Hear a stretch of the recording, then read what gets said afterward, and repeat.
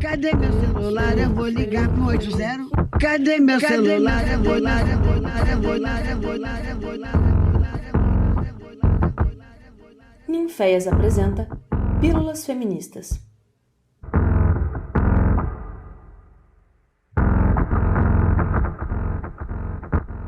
Ei, gente, tudo bem?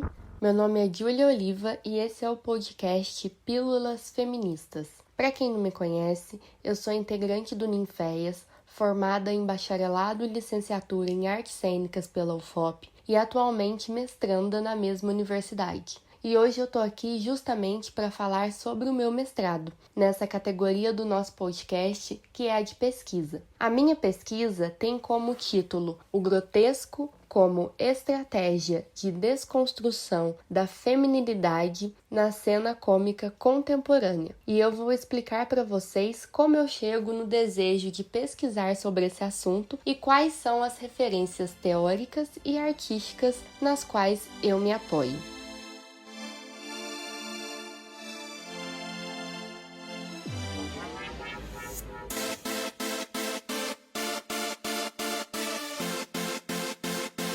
Oh, lá, lá, lá, lá, lá, lá, oh. Não tem terror, não tem caô. Oh, lá, lá, lá, lá, lá, lá, oh. Não tem terror, não tem caô. Hoje eu tô que tô. Hoje eu tô que tô. Até pro baile de funk eu vou contigo, meu amor. Mas se for pra fazer guerra, não me chama que eu não tô. Make love é muito melhor, demorou. Make love é muito melhor, demorou.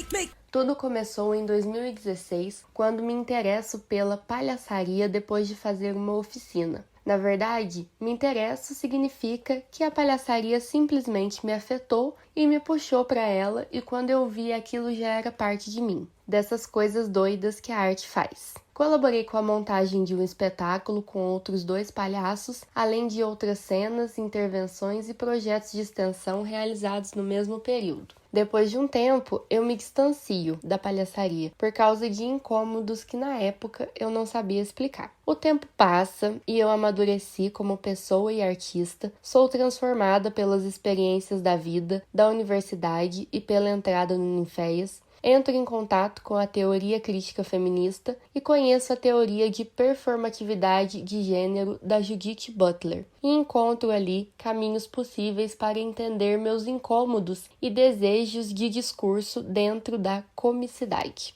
Percebo que iniciei minha trajetória como palhaça em um contexto machista, com um espetáculo que me colocou numa posição passiva de musa a ser conquistada por 2 palhaços, no qual eu quase não tinha falas nem possibilidades de improviso. Além disso, na época, eu queria estar bonita em cena. Então, eu usava laço no cabelo, maquiagem bem feita e roupa arrumada. Nada disso provoca o riso, gente, e apenas reforça a construção do feminino.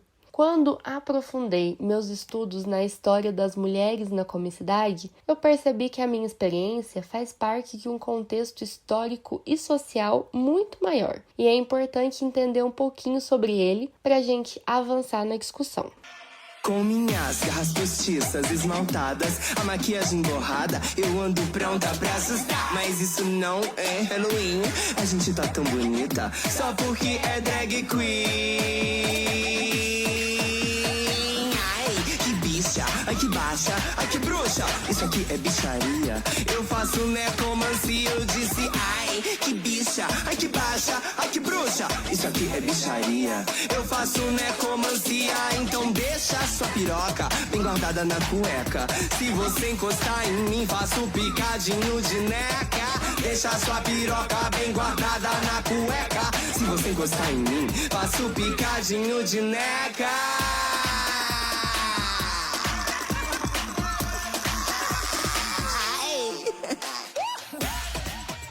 Bom, nós vivemos em uma sociedade patriarcal estruturada pelo controle masculino, e o teatro possui uma história oficial marcada pelo protagonismo dos homens. As mulheres deveriam apenas ser esposas e mães. Só que, fora dessa história oficial, a autora Alice Viveiros de Castro conta que existiram mulheres artistas nos mimos, teatros itinerantes, de rua, mas, apesar de cômicas, a função delas ali era exibir o corpo e agradar os homens. No Brasil, nós podemos observar essa característica nas personagens fixas do teatro de revista chamadas vedetes. A autora Neide Veneziano traz como essas artistas eram construídas em cima da figura da mulher ingênua, infantilizada e sensual ao mesmo tempo.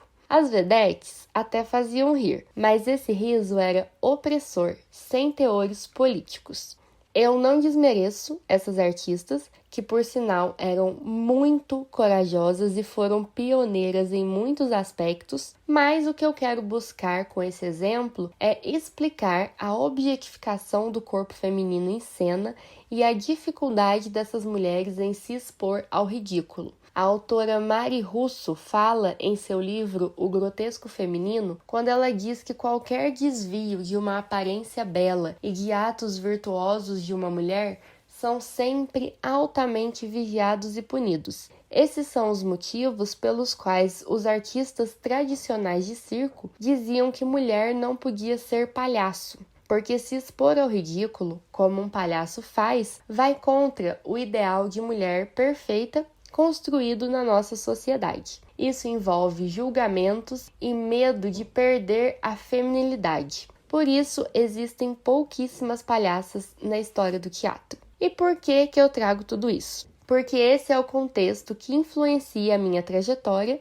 e a minha pesquisa. Existe um longo caminho até que eu comece a me encontrar como mulher cômica dentro de uma comicidade crítica que eu desejo fazer. No meio de tudo isso, teve e ainda tem muita autossabotagem e crises existenciais. Mas, apesar disso, eu retorno à minha pesquisa na área através de uma ótica feminista, com o desejo de questionar a construção do feminino. Participo de oficinas de comicidade, cabaré, bufonaria, montagem drag queen, me afeto pelo feminismo e me inspiro em atrizes cômicas como Dercy Gonçalves. Já que a feminilidade perfeita e ideal não é engraçada, então desconstruir e exagerar ela em cena deve ser, né? E nada melhor do que a estética grotesca para me ajudar nisso.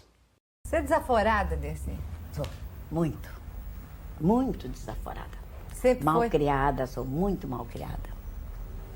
Sou atrevida mesmo, sabe? Não levo desaforo para casa de ninguém. De boca, briga, de tapa, não gosto não. Não, né?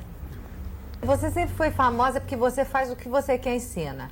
Você fala o que você quer. Mas você... quando eu não quero, eu não vou. Se eles não querem que eu faça, não me chama. Chama qualquer uma. Pra quê?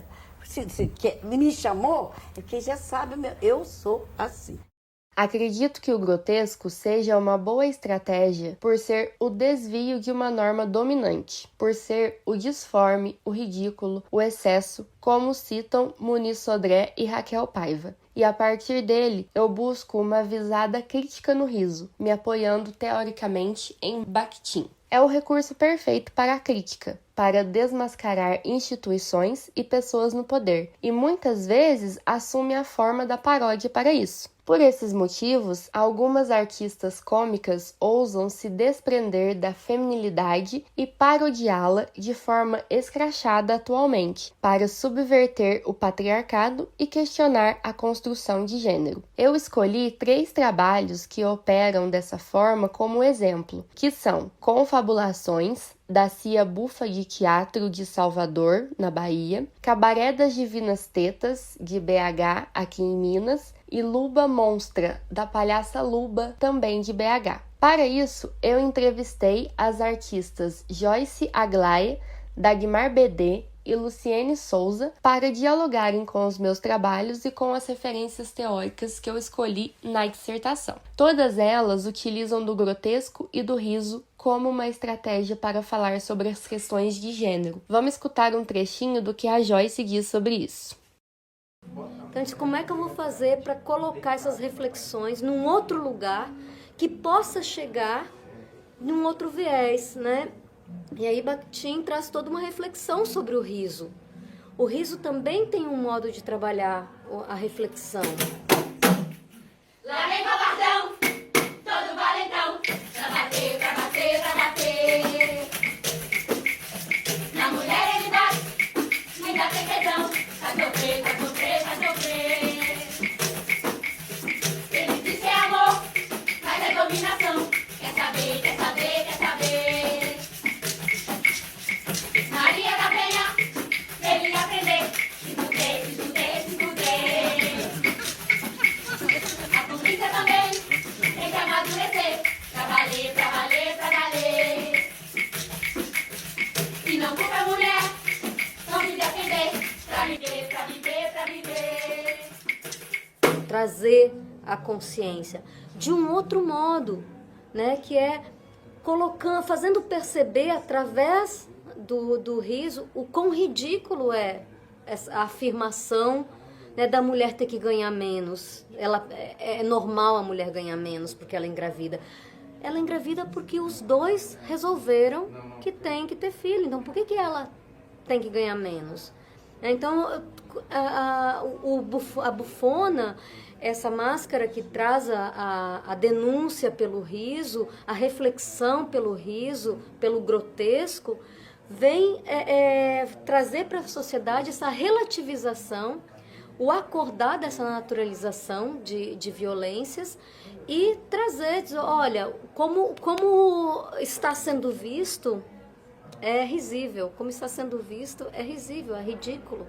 Então a gente usa da ironia, a gente usa do sarcasmo, a gente usa do jocoso, a gente usa também do medo, do riso de nervoso, né? Aquele riso que quando chega na consciência tem uma descarga e aí causa o riso, né, por uma tomada de consciência, por um nervosismo, a loucura, né, o não sei se o surreal. Então a gente vai chacoalhando a pessoa pelo riso. Nesse momento, você deve estar pensando, uai, mas cadê a Judith Butler? Cadê a teoria da performatividade de gênero? Pois é, a gente já falou de mulheres, comicidade feminina, paródia, drag queen, e o que tudo isso tem a ver com a Butler? Bora entender um pouquinho da teoria dela e ver como que tudo isso se junta. A Judith Butler, ela é uma filósofa dos Estados Unidos. E tudo isso que eu vou resumir muito aqui agora tá no ensaio dela chamado Atos Performáticos e a Formação dos Gêneros, um ensaio sobre fenomenologia e teoria feminista. Ela começa o pensamento dizendo que o termo mulher e, consequentemente, qualquer gênero é uma situação histórica e não um fato natural, com o argumento de que o gênero é mais sobre algo que fazemos do que sobre algo que somos. A filósofa defende que a ideia de gênero é um estilo, um ato incorporado na superfície do corpo dia após dia, que inclusive pode ser modificado a depender do seu contexto histórico, político, social, geográfico ou econômico. Então, ser mulher é ter se tornado mulher, assim como a Simone de Beauvoir já disse isso há alguns anos atrás. Então, essa ideia binária de homem e mulher é formada a partir de regras que, apesar de discretas, são muito rígidas. Qualquer ação que sai minimamente da norma é identificada e punida, como, por exemplo, um homem cisgênero heterossexual pintar as unhas ou usar batom, atos geralmente associados pela maioria das pessoas como sendo naturais de mulheres cis. Nesse sentido, as teorias feministas e os discursos queer da atualidade dialogam com a Butler para dar visibilidade à figura da mulher, por exemplo, já que performar esse gênero no contexto machista que vivemos é automaticamente estar ligada às lógicas de opressão. Mas é justamente nesse momento que a Butler aponta para a armadilha dessa questão, porque combater a invisibilidade da mulher pode tornar visível uma categoria que talvez não represente todas as mulheres. A partir disso, eu faço a pergunta: de qual mulher estamos falando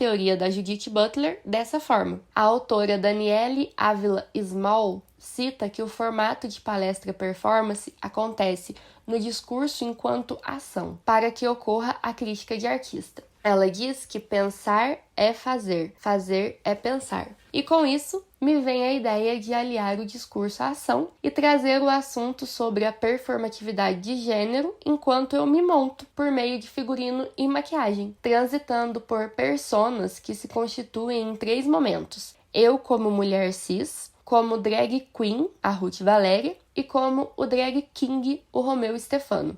Ambas as montações parodiam e exageram o que conhecemos como os gêneros feminino e masculino no nosso contexto histórico-social. E para isso, eu me inspiro no formato de vídeo muito presente na internet hoje em dia, que é o Maqui e Fala, feito por blogueiras, onde elas conversam sobre determinados assuntos enquanto se maquiam diante da câmera. Buonasera, Catuça.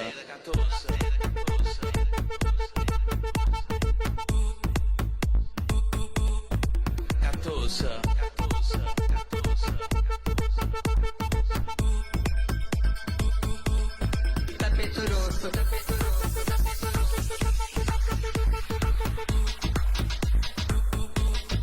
Catuça. Buonasera, Catuça. Eu auguro tanta lagoa, tanta felicidade, e com esse ano repita por muito tempo.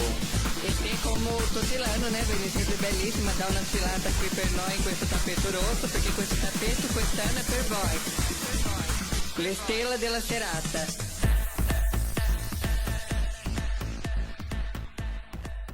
E atualmente eu estou iniciando uma nova produção na qual eu vou trabalhar mais a fundo a estética grotesca, parodiando as blogueiras e as influencers digitais que fazem inúmeras cirurgias plásticas hoje em dia. Então eu pretendo criar um corpo grotesco e disforme, cheio de cirurgia, e a partir disso trazer algumas questões à tona. Esse trabalho está bem no início, eu pretendo criar conteúdos audiovisuais primeiro e depois ir para a rua ou criar uma cena. Vamos ver no que vai dar. E no meio de todo esse processo de pesquisa, eu também tenho me questionado bastante sobre como me nomear dentro da cena cômica contemporânea. Depois de tantas coisas que me atravessaram, eu comecei a ficar na dúvida se eu sou palhaça, cômica, drag queen. E eu tenho encontrado na bufonaria um termo que abrange melhor tudo isso que eu tenho feito, e talvez eu siga por esse caminho daqui pra frente na pesquisa também. Eu falo isso porque, hoje em dia, nós podemos entender a bufonaria como um trabalho artístico de cunho político, antenado nos acontecimentos sociais. E ele acontece a partir da paródia de próteses corporais, por exemplo. Então tudo isso parece dialogar bastante com o que eu tenho feito, ainda mais nesse novo trabalho que está nascendo, que é justamente a paródia de uma figura de poder, né? Essas blogueiras, coache, fit e tudo que isso engloba que está tendo hoje em dia. E, no mais, é isso. Quem sabe eu não volto aqui daqui um tempo para contar para vocês que fim que deu tudo isso que está caminhando agora na pesquisa. Eu tenho um ano ainda pela frente e com certeza muita coisa ainda vai mudar. Mas a minha pesquisa é isso. Foi ótimo estar aqui hoje compartilhando um pouquinho com vocês de uma forma muito resumida, é lógico, mas eu espero que tenha dado para entender um pouquinho. Eu agradeço você que escutou até aqui, agradeço ao Ninféias, ao FOP, à CAPES e viva a pesquisa em artes, viva a ciência, vamos valorizar a pesquisa brasileira, meu povo, e também a universidade pública. Um beijo!